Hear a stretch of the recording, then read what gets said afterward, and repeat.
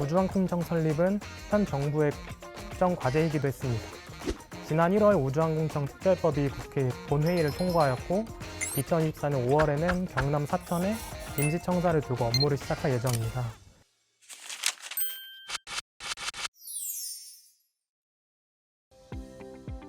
경제가 어려우면 시황스쿨.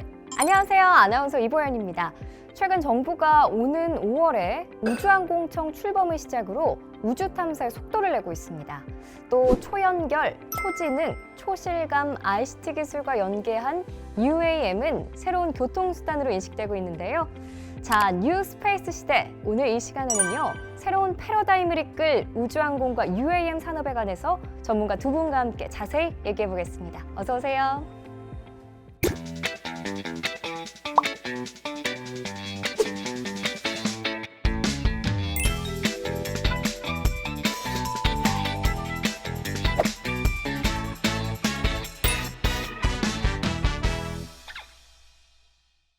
네, 먼저 소개 부탁드립니다. 안녕하세요. 아리랑 우주항공엔 UAM ETF를 운용하고 있는 한화자산운용 ETF 운용팀 고한준 매니저입니다. 안녕하세요. NH투자증권 리서치본부에서 항공우주 산업을 담당하고 있는 애널리스트 이재광입니다. 네, 반갑습니다.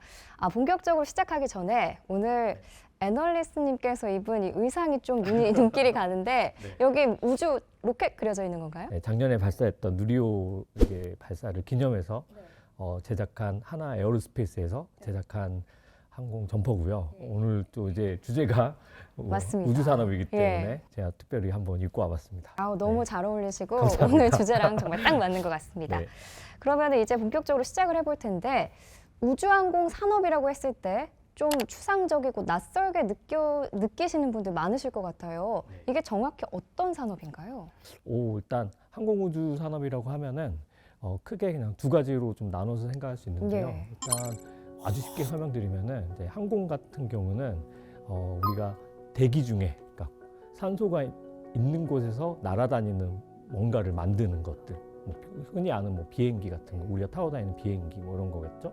그리고 우주 산업이라고 하면은 산소가 없는 곳, 대기가 없는 곳, 우주 공간에서 날아다니는 뭔가를 만들면은 그건 이제 우주 산업에 속하는 거죠. 그래서 합쳐서 항공우주 산업이다, 이렇게 좀 정의를 할 수 있겠습니다. 산소가 있고 없고를 나누는 거네요. 정말 쉽게 그냥 설명한 거고요. 네. 네. 그렇게 그러니까 날아다니는 뭔가를 만드는 거다, 이렇게 보시면 될 것 같아요. 좀 우리나라가 좀 앞서서도 말씀을 드렸듯이 올해 상반기에 한국판 나사로 불리는 우주항공청 출범이 예상되고 있습니다. 본격적으로 우주전쟁에 뛰어들었다, 이렇게 할 수 있을 것 같은데 그러면은 우리나라 우주항공 산업 현황과 전망은 어떻게 돼요? 혹시 작년 5월쯤에 있었던 누리호 3차 발사 장면 보셨나요? 그럼요.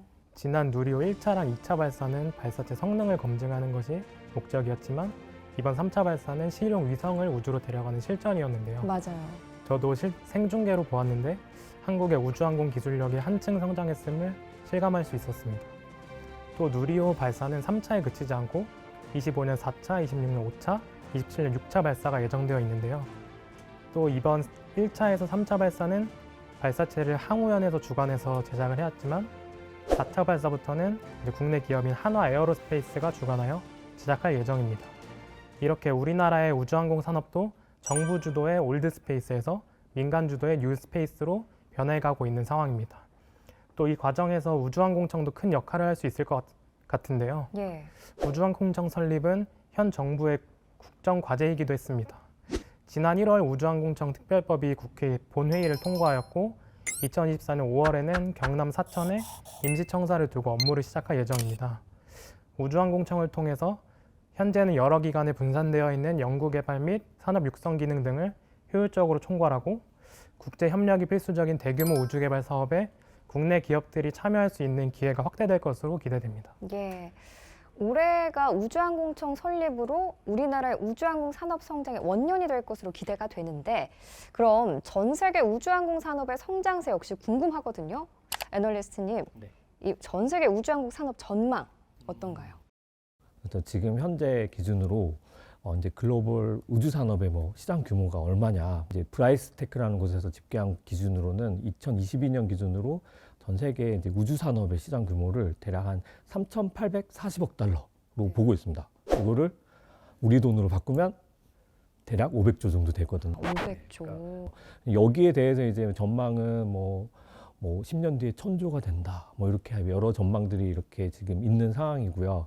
근데 그 500조 중에 보통 우리가 우주 산업이라고 하면 제일 먼저 생각하시는 게 이런 로켓, 발사체 이런 거 생각하시는데 사실 금액 규모로 봤을 때는 제일 큰 거는 이제 위성 관련된 사업들이에요. 인공위성. 네, 그래서 그게 대략 한 73%입니다. 전체 500조 중에. 그리고 그 73%의 절반은 이제 그 위성을 이렇게 서비스에서 받는 돈 뭐 이런 거라고 보시면 되고, 또 절반은 관련된 뭐 기기들, 뭐 안테나라든지 뭐 이런 것들이 또 절반 정도 되거든요. 제가 이 말씀 왜 드리냐면은, 그러면 이제 앞으로 전망에서 어디가 그렇게 성장할 거냐 이걸 좀 알아야 되는데, 제가 많은 사람들이 지금 기대하는 거는 역시 앞으로도 위성 산업이 제일 비중이 클 거고요.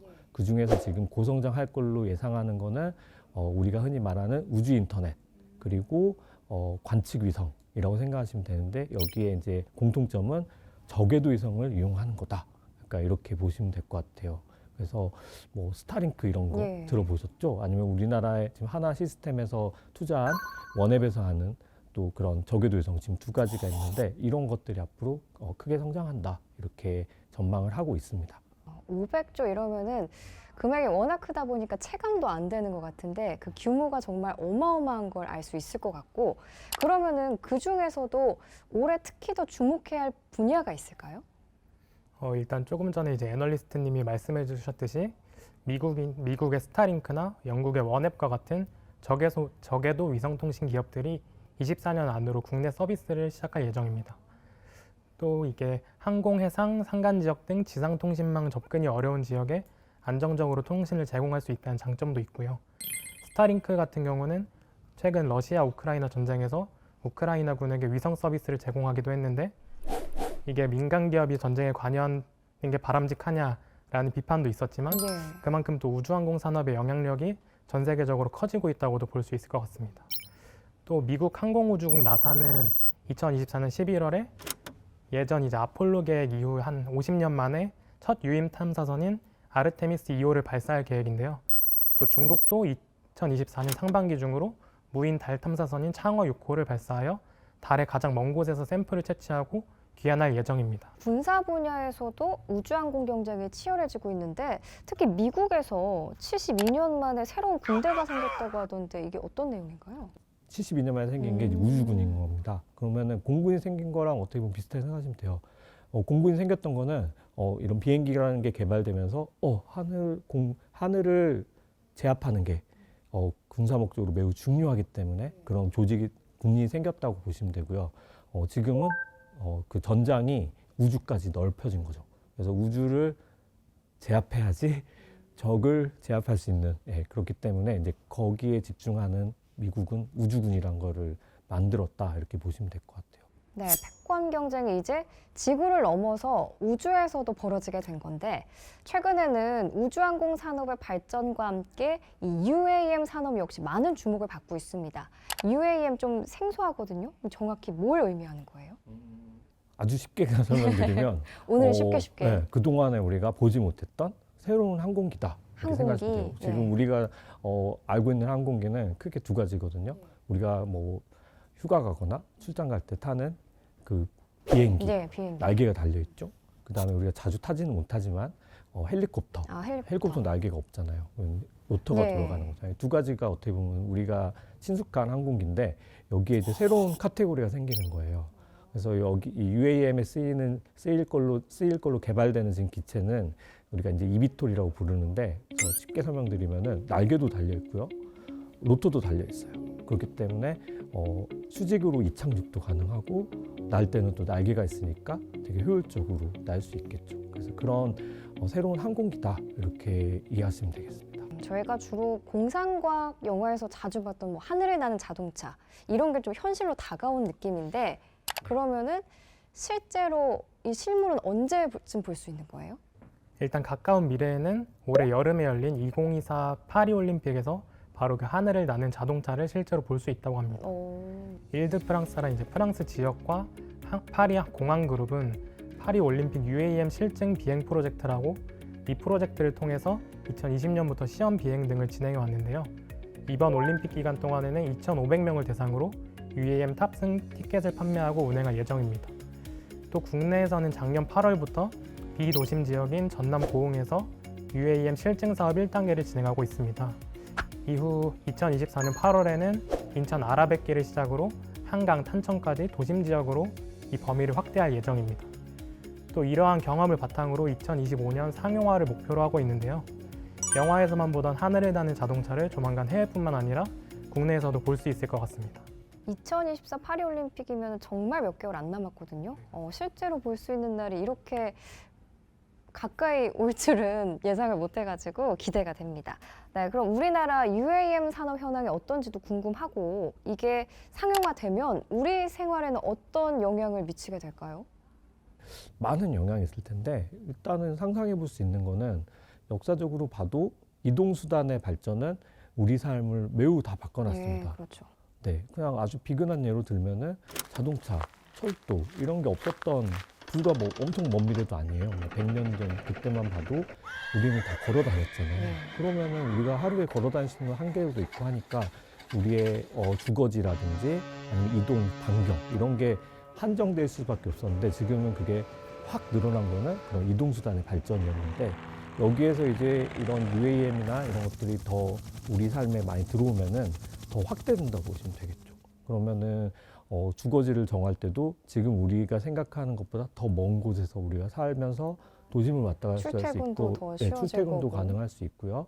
아니면은 뭐 여러 가지 상상할 수 있는데 뭐 관광도 바뀔 수 있어요. 지금은 우리가 가지 못하는 곳도 갈 수 있겠죠. 뭐 도로가 안 깔려 있다거나 가지 못하는 곳이 어디가 있을까요? 많죠. 우리가 길이 안 뚫려 있는 곳도 있지 아. 않나요? 예, 근데 그런데 예를 들면 되게 자연 공간이 되게 수려하고 이런 데도 있을 텐데 지금은 못 가지만 그런데도 이제 갈 수 있고 아니면 뭐 더 쉽게는 헬리콥터를 타고 마치 관광하는 거 있잖아요. 뭐 도심의 야경을 본다거나 그게 지금은 비싸서 잘 못하죠. 아, 있긴 있어요? 있죠. 뭐 아. 라스베가스나 이런 데 가면 다 있잖아요. 외국에서? 우리나라에가 많이 없지.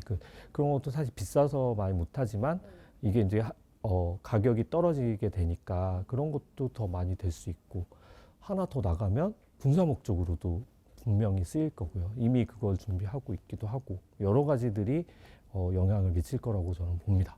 네, 정말 말씀을 들어보면 꿈꿔왔던 게 현실이 되는 이런 뉴스페이스 시대에 살고 있는 것 같은데 그럼 끝으로 우주항공과 UAM에 관심 갖고 계신 투자자분들께 한마디씩 부탁드립니다. 먼저 매니저님부터. 네, 우주 산업의 미래 성장성은 전 세계적으로 인정받고 있는데요. 우리나라 정부도 민간 주도의 우주 개발 영역을 확대하기 위해서 전폭적인 지원을 할 예정입니다.